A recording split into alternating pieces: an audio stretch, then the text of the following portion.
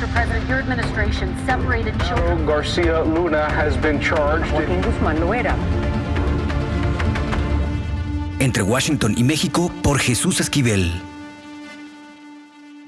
Esta es una producción de Fluxus Comunicaciones. Este es el podcast de Entre Washington y México, con la agenda bilateral y sus protagonistas en voz de Jesús Esquivel.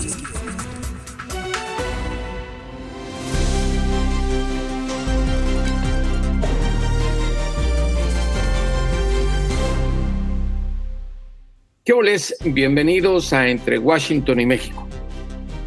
Muchos de nosotros, los mexicanos, disfrutamos a la vista de los edificios históricos que tenemos en el centro de la capital del país.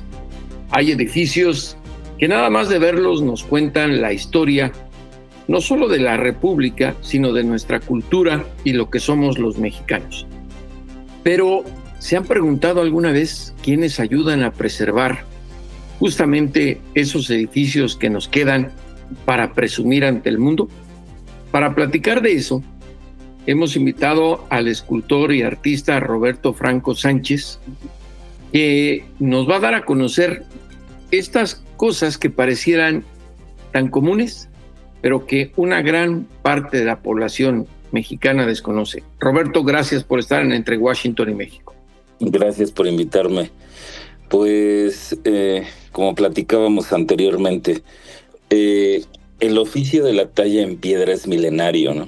En el caso de nosotros, los mexicanos, pues es precolombino.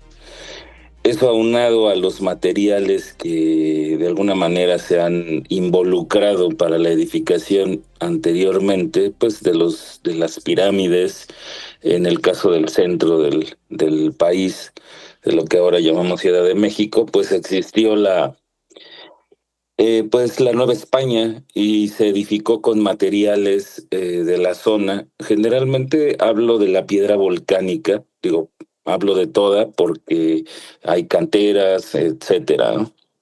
Pero el material pétreo, el recinto negro, pues fue o de alguna manera ha sido el basamento, ¿no?, de todo esto. Pero no solo se quedó ahí, no solo se quedó en la edificación de estos monumentos ahora históricos, sino que ha trascendido más allá. Pero hablando en materia, ¿no?, de lo que me preguntas, pues los restauradores más, digamos que los talladores del lago, cerca del lago de de Texcoco, que era el señorío más importante en la época, aunque la parte más honda del lago pues se encuentra en Chimalhuacán. No se queda en lo lacustre, sino va más allá, en los derrames basálticos del Chimalhuache, un volcán apagado que pues tuvo a bien darnos esa materia prima, ¿no?, de excelente calidad.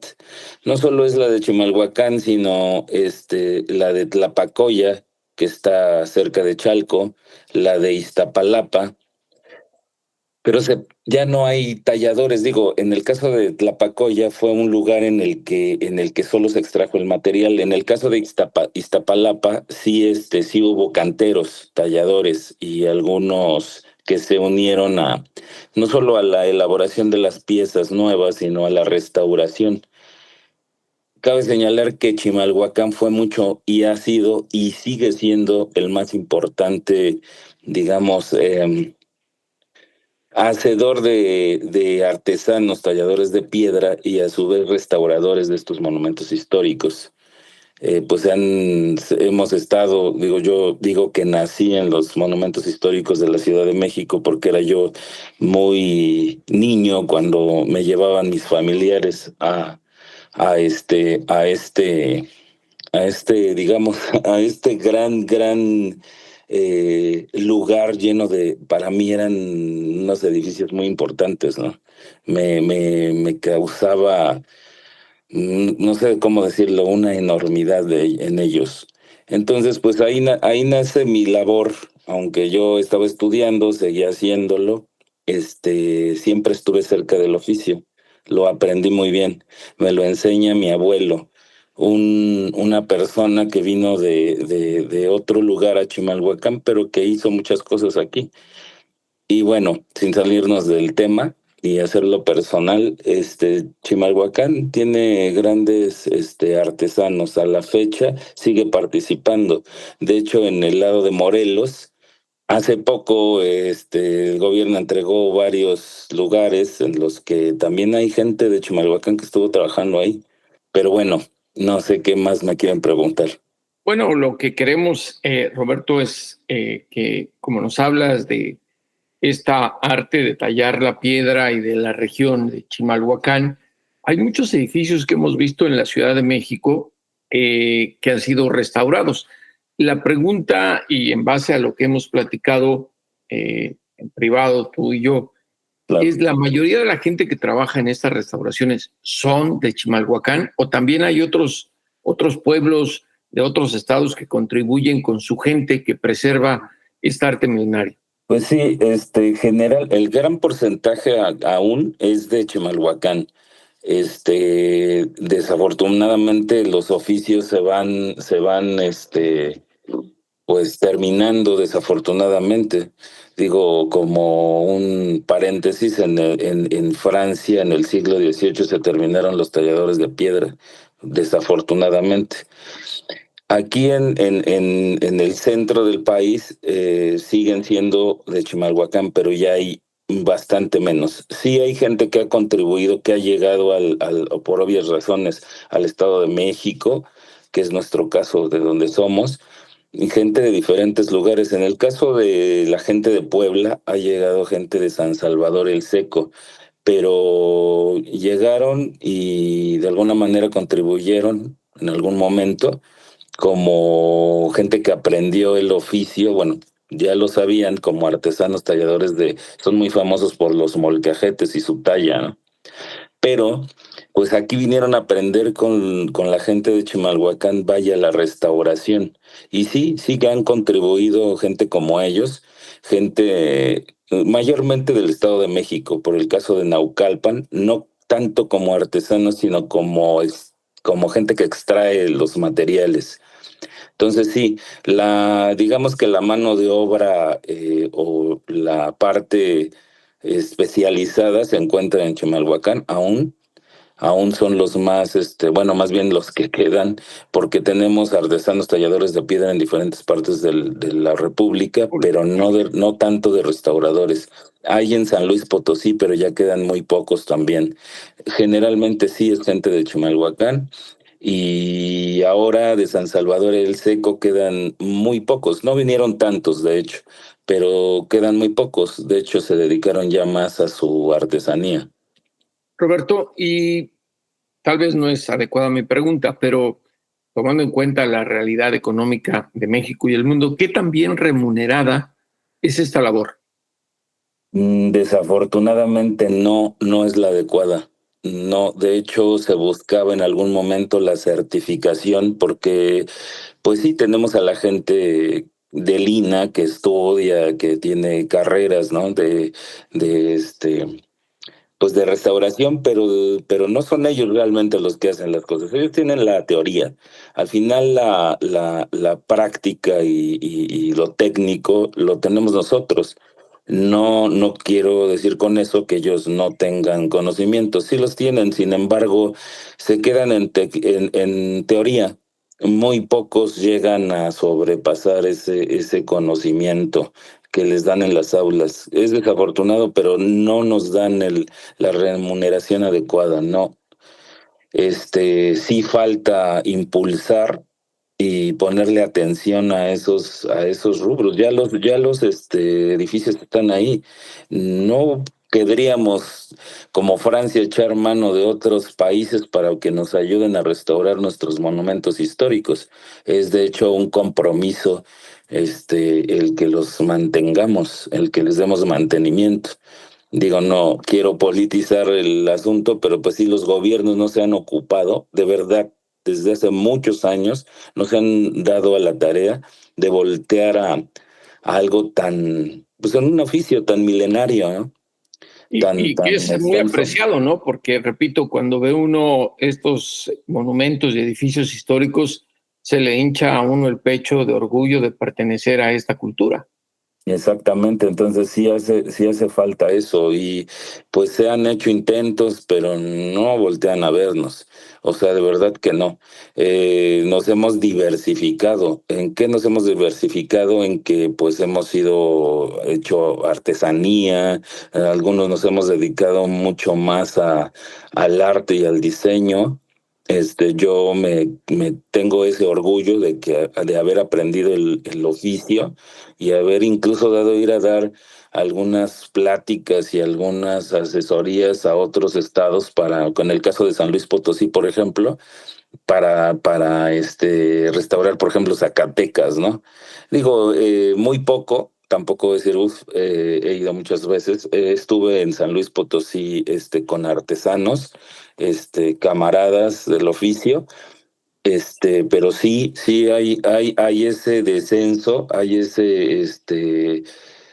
pues es que está condenado a desaparecer si es que no se le da la importancia que tiene. Y pues no vamos a traer a chinos, porque digo, no por, no sé, no, lo que pasa es que ya está muy metido mucha gente acá llevándose materiales, etcétera. Pero sí, ese rubro, sí, reitero, aunque parezca, pues no sé, una necedad, que no lo voltean a ver y solo ven Pero como es que mano acabas de de hablar obra. algo preocupante y grave, Roberto, Sí.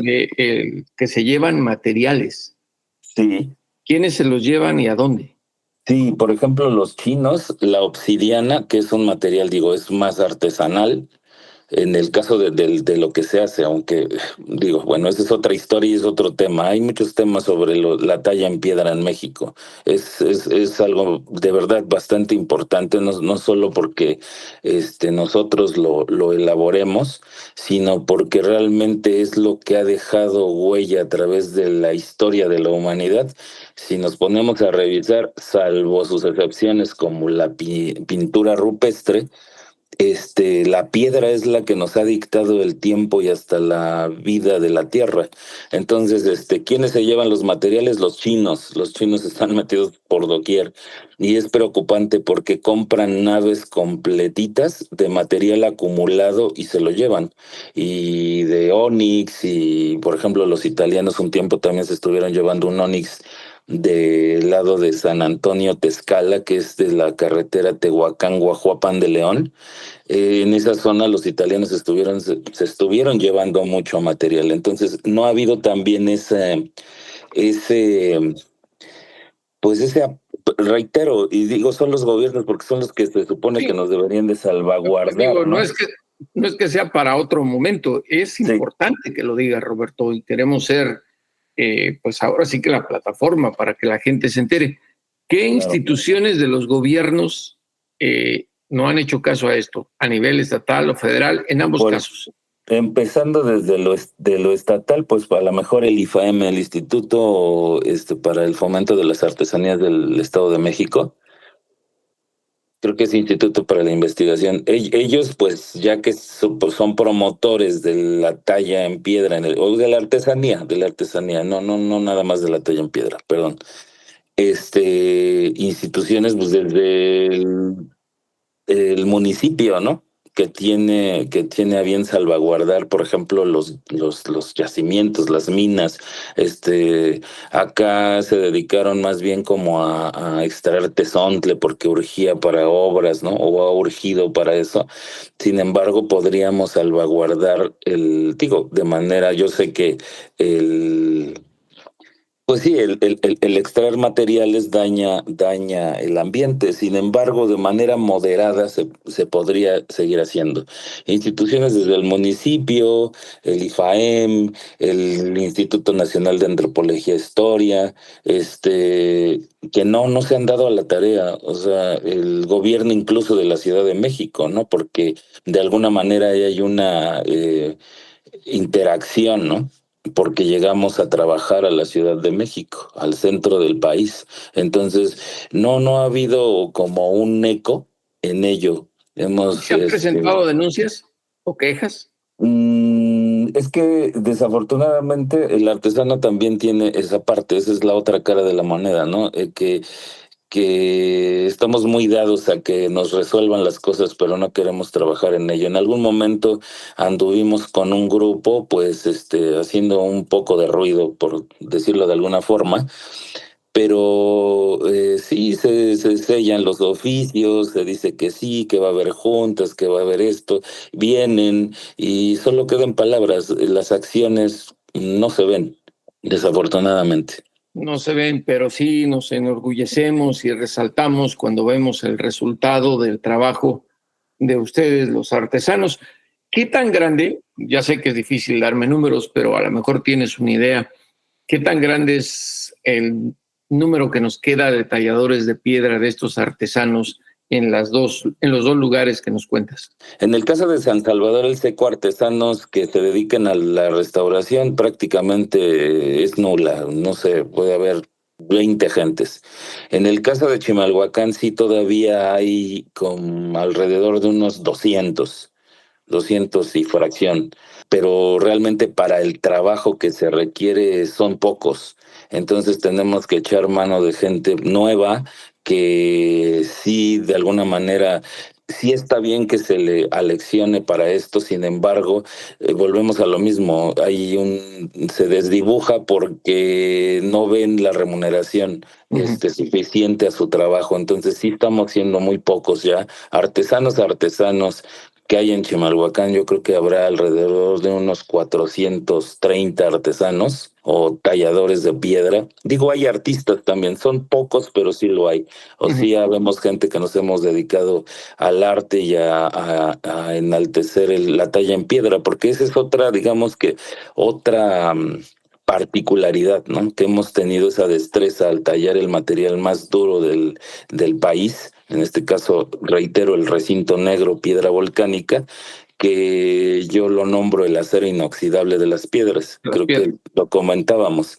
Entonces, es un material que todavía existe, que todavía se extrae en el lado de, por ejemplo, de Catzingo, del lado de los volcanes, que es a donde más se extrae ese material. Aún así tenemos esa problemática, ¿no?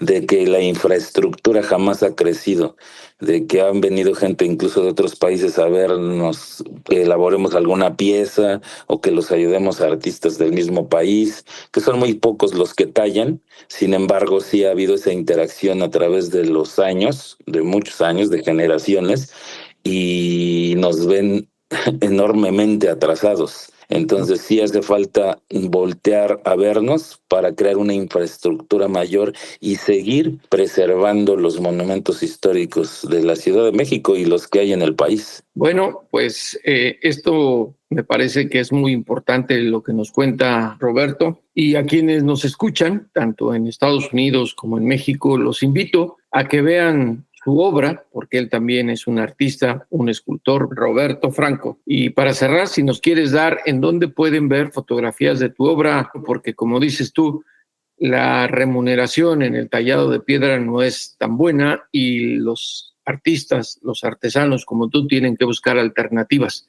Si nos das el lugar donde pueden ver la gente tu obra, estaría muy bien. Claro, pues hoy en día, pues en las redes sociales y es en Instagram, como me encuentro como Franco Escultor, y esa es la obra plástica, y la obra de diseño la encuentran en otra cuenta de Instagram que es Taller de Recinto, que por cierto, vamos a participar en Design Week México.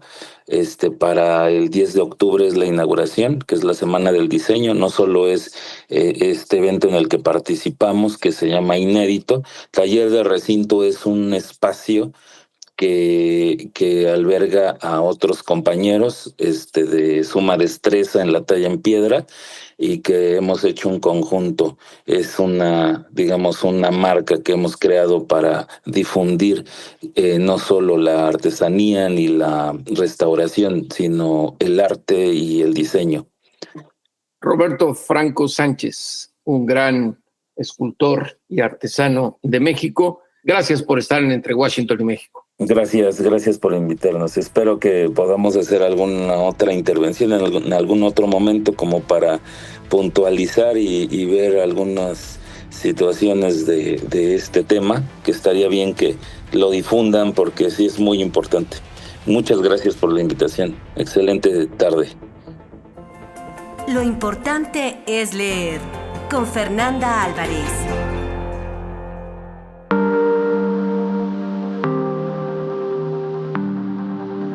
Bueno, ya está aquí con nosotros Fernanda Álvarez y lo más importante es leer, porque viene cargada de letras, y no dije libros, letras, mi querida Fer. Hola, querido Jesús, ¿cómo estás? Pues aquí esperando ver qué me vas a recomendar leer. ¿Les toca ahora? Pues voy a empezar con una novela de una autora regiomontana que se llama María de Alba. Ella ha publicado en otras casas editoriales, la última la publicó en Harper, que se titula Un corazón extraviado, y ahora llega con esta novela que se llama Todo lo que no sabemos. Y esa es una novela que yo creo que combina muy bien un momento histórico del país, del cual muy poco se habla, que es la de la guerrilla de la Liga Comunista 23 de septiembre, que en realidad sabemos muy poco, momentos históricos que en la escuela nunca vimos, y por otro lado, una experiencia familiar. Todo se desata con el asesinato. Bueno, voy a empezar por el principio, perdón. O sea, sí se desata con eso, pero déjenme explicar que la novela tiene 4 voces. Entonces está una narradora, de la cual nunca se dice el nombre. Está una mujer que tiene cáncer, que se llama Cristina. Está un investigador que se llama Sergio Vélez. Y por otro lado, un momento de ida y vuelta en el tiempo, ¿no? Entonces, la narradora es la que nos va a poner en contexto de todo lo que está sucediendo, y ella sí es la que al inicio de la historia nos cuenta que su tío Antonio ha sido asesinado. A raíz de ese asesinato, vamos a viajar idas y vueltas en el tiempo. La narradora va a ir reconstruyendo momentos más bien de su familia. ¿Qué significó esa ausencia, esa pérdida? Por supuesto, ese silencio, porque es un hecho que se dejó como hecho a un lado, ¿no? Como no tratar de indagar qué fue lo que sucedió, sino simplemente dar carpetazo y seguir adelante. Por otro lado, Cristina, que habla también desde la infancia y también ya de la adultez, es la mujer que tiene cáncer. Ella, a través de las quimioterapias, va guardando también sus recuerdos, sus memorias, sus propios silencios, la relación con su madre, los inicios con su padre, ¿no? Porque muere cuando ella tiene 11 años, me parece. Y Sergio Vélez, que va a ser el investigador que nos regresa al momento histórico en el cual este hombre fue asesinado y va a tratar de ir averiguando qué fue la causa, si realmente fue la guerrilla. Hay momentos que la autora, que es María de Alba, pues investiga muy bien, ¿no? En hemerotecas, en otros títulos posibles que hayan salido al respecto. Y es una novela que nos deja como huella justo la importancia. Yo creo que lo hemos platicado otras veces, ¿no? Pero la importancia de los secretos familiares, ¿no? La mella que provocan por no querer sacar a la luz lo verdaderamente doloroso, porque no quieren saber, porque no quieren indagar, porque quieren olvidar. Pero a final de cuentas es un olvido falso, ¿no? Porque siempre está latente, y hay momentos muy bonitos en los cuales esta mujer, esta Cristina, la hija del asesinado, y cuando tiene estas quimioterapias, siente que su padre se aparece, ¿no? Y cómo le platica, cómo se acompañan en esta, pues, despedida, ¿no? Que van a tener ambos. Entonces, es un libro muy entrañable y que yo creo que pone un foco, volviendo al inicio, de un momento histórico del cual poquísimo sabemos al respecto. Y que además, quienes saben de eso no quieren hablar. Sí, pareciera, bueno, fue en los años 70, pero como si hubiese sido ayer, ¿no? Entonces, claro, mucha gente sigue viva, sigue habiendo mucho misterio. Hubo muchas secuelas, ¿no? No solamente en Monterrey, sino también en Guadalajara, ¿no? Hubo hechos dolorosos y desapariciones de las cuales pues, se dice poquísimo, ¿no? Sí, y sobre todo, querida Fer, yo lo digo desde el punto de vista periodístico, siguen abiertas muchas interrogantes al respecto. Y entiendo que aunque no es esto la respuesta a todo, es una ventana de posibilidades para que la gente pueda tener idea y respuesta al por qué el silencio, ¿no? Claro, y que aparte esto siendo como un hecho específico, pues es lo que vive este país todos los días, ¿no? O sea, el silencio, el carpetazo, las líneas abiertas, la falta de respuestas y de verdad, ¿no? Siempre es algo que se sigue replicando en el país todos los días. Por eso siempre el lema con el que salgo, ¿no? a los criminales y a los políticos, devuélvanos al México que nos arrebataron. Y creo que de lo que estamos hablando es un ejemplo claro. Exacto. Y te voy a platicar de la otra novela. Es que ya de esta pobre autora yo creo que ya me dan de alucinar, pero es Maggie O'Farrell. Ya les había contado de Hamlet y de el retrato de Casada, que es increíble cómo escribe Maggie. Y esta novela me pareció espectacular. Se llama La extraña desaparición de Esme Lennox. Es una novela cortita, la publica Salamandra Bolsillo. Y es la historia de esta Esme, ¿no? Que, bueno, más bien voy a empezar. ¿Ves? Hoy vengo como liada en mi cabeza. Pero no. Voy a empezar por otro personaje que es Iris.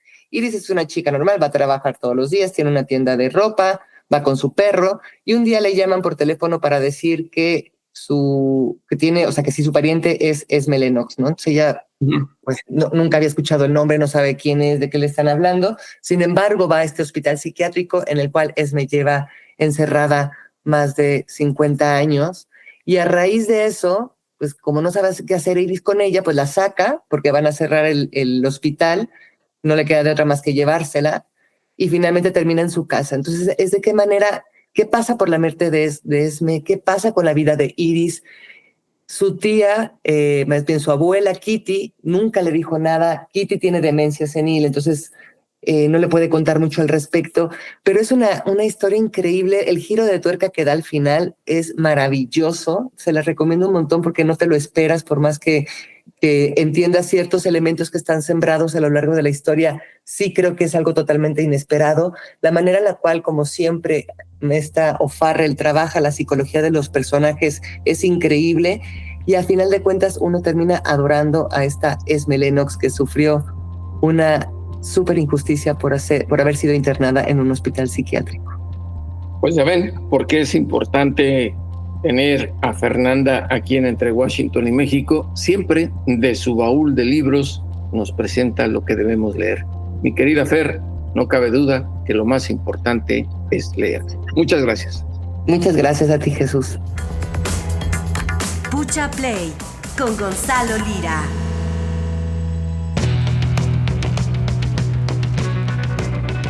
Y ahora sí, tal y como lo dijo y se comprometió, puntual, está Gonzalo Lira Galván aquí en Entre Washington y México. Y Pucha Play, ¿qué nos tienes, Gonzalo? Jesús, ¿qué les tengo? Pues les tengo obviamente mucho cariño, mucho gusto de saludarles, y también les tengo una buena recomendación. Y supongo que tienes también un pendiente de invitarme un par de tacos. Bueno, esos están pendientes, pero tienes que tocar tierra mexicana.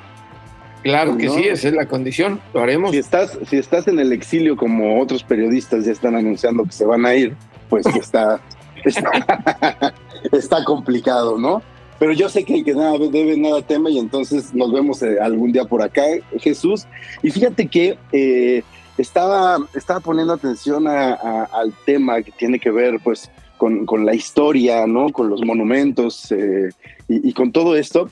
Y me recordó, me hizo acordarme de dos recomendaciones que les tengo. Una es una película y una es una serie. La primera es una película que, más que el hecho de que sea realmente una película extraordinaria, la razón por la que se la recomiendo es porque pues cuenta un episodio de la historia del que no se habla tanto, que es esta brigada de soldados que se dieron a la tarea de recuperar todos las obras de arte que fueron pues robadas durante el nazismo. Es una película que se llama The Monuments Men, y que la dirigió George Clooney. En su momento sabemos que George Clooney es un personaje pues bastante politizado dentro del medio del entretenimiento, pues un poco más inclinado a la izquierda, no diría que completamente de izquierda, ¿verdad? Pero creo que un poco más inclinado hacia la izquierda. Entonces es interesante, y a final de cuentas pues un artista, una persona que vive del arte y de la cultura. Entonces es muy interesante ver The Monuments Men, porque más que tratarse de una película muy documentada o que se tome demasiado en serio, es una comedia de amigos, es una comedia de cómo esta brigada de soldados en su momento se dan a esta tarea y cómo el arte se convierte de alguna manera, la cultura y la historia, en una herramienta para generar lazos entre ellos, para entenderse y de alguna manera también para sensibilizarse, cómo esta extracción de obras de arte representa la máxima desensibilización que puede existir y convertir algo que en algún momento pretendía ser una experiencia estética en un bien material que eso era lo que terminaba representando poder y dinero para el nazismo, ¿no? Entonces échele un ojo, me parece que es una experiencia interesante y entretenida. Y luego también me acordé de una serie que puede ver la gente en Apple TV y que además pocas veces hablamos de cosas para toda la familia y me imagino que a diferencia de quienes estamos acá, bueno, no sé, en tu caso Jesús creo que tampoco, pero nosotros no tenemos hijos, pero debe haber gente que sí tenga hijos y que nos escuche. Entonces recordé que se estrenó hace poco una serie que además está inspirada en una película de hace muchos años que dirigió Terry Gilliam, que se llama Time Bandits o Los Bandidos del Tiempo. La historia de un niño que no es muy comprendido por sus padres, vive encerrado en su cuarto y es fanático de la historia. Se la pasa leyendo libros de historia y compartiéndoles datos curiosos de historia a sus compañeros, a sus familiares, todo pues para ser tachado de rarito, de aburrido, de complicado. Y como para él la historia es algo sumamente importante porque es lo que pues le da forma al presente, ¿no? Pero también creo que algo que hace muy interesante tanto a la película como a la serie es el hecho de que al ser este niño un pues experto infantil en historia, recibe la visita de los bandidos de tiempo, que son personajes que viajan en el tiempo y que se sitúan tratando de cambiar momentos importantes de la historia. Y obviamente lo reclutan a él por sus conocimientos y pues se van a diferentes momentos históricos y es una serie de aventuras muy entretenida, muy tierna, pero que sobre todo creo que regresa a los tiempos en los que las películas y las series para niños realmente mostraban personajes en peligro. A mí algo que me molesta últimamente de los contenidos familiares, infantiles, de las películas de superhéroes, es que difícilmente sientes el peligro y eso hace, creo, que se pierda mucho interés en los personajes. Aquí realmente, al ser momentos históricos en los que conocemos, no sé, la batalla de Troya, la construcción de Stonehenge, de las pirámides, entonces, sabemos que históricamente estos momentos estuvieron bañados de sangre y que muchas veces la historia se construye a través de la violencia y no es tímida la serie en mostrar eso. Entonces pone a estos personajes en aprietos que hacen que uno genuinamente diga, bueno, si no la libran seguramente pues hasta aquí llegaron, ¿no? Y no van a poder regresar al presente. Platiqué con Taika Waititi, que es el director de esta serie. Taika Waititi pues es un director australiano que ya lleva, neozelandés, perdón, que ya lleva un tiempo haciendo bastantes comedias. Y esto fue lo que me dijo sobre regresar a el cine y las series infantiles al estilo de lo que hacía Steven Spielberg, de lo que hacía Nicholas Roy, donde pues sí hay personajes infantiles, pero estos personajes infantiles genuinamente están en riesgo. Y me pareció muy interesante su reflexión. Vamos a escucharlo. Queríamos apegarnos al concepto de la película original, donde un niño se lanza a la aventura con un grupo de extraños. Esa simple idea es aterradora para muchas personas hoy en día. Entonces se va con estos extraños a viajar en el tiempo y eso es muy emocionante para el público infantil. Van a ver un show en el que este niño realmente es puesto en riesgo porque elige sobrevivir a esta aventura por su cuenta. Y me parece que está bien que las familias vean eso porque es algo realista. Lo que queríamos era revivir las películas de aventuras de los años 80 sin dejar de ser un entretenimiento familiar. Porque los niños del presente aún disfrutan esas películas del pasado. Queríamos mantener ese sentimiento. Las películas de ahora no tienen ese elemento de riesgo. Fíjate que es interesante porque parte de la reflexión de Taika, y más adelante lo decía en la conversación, nada más ya nos escuchó, es que ahora los riesgos curiosamente no existen en el mundo material, ¿no? Sino que existen en el Internet, pero muchas veces el hecho de no exponer a los niños en los contenidos a los riesgos y las consecuencias de tales o cuales acciones, pues hace que precisamente estén mucho más vulnerables y mucho más expuestos ante una situación de peligro, en este caso, como lo digo, ¿no? En lo virtual, en el mundo no material, pero que a final de cuentas, pues serviría como de mayor advertencia el tenerlos constantemente en contacto con que los riesgos muchas veces son reales y pueden estar muy cerca. Y crean experiencia. Exacto. Bueno, ya ven por qué es importante que Gonzalo Lira Galván esté aquí en Entre Washington y México, y ya está, cada semana, y lo va a cumplir. Y si no, se acumulan los tacos, mi querido Gonzalo. Así es. Por cierto, Monuments Men la encuentran en algunas plataformas digitales y para renta y para venta, y en el caso de Los Bandidos de Tiempo la encuentran en la plataforma de Apple TV Plus. Abrazo, Gonzalo. Otro para ti, Jesús. Y ahora sí, a los criminales y a los políticos, devuélvanos a ese México que nos arrebataron. Hasta la próxima, aquí en Entre Washington y México, el podcast. Esto fue Entre Washington y México. Una revisión semanal por la agenda bilateral y sus protagonistas.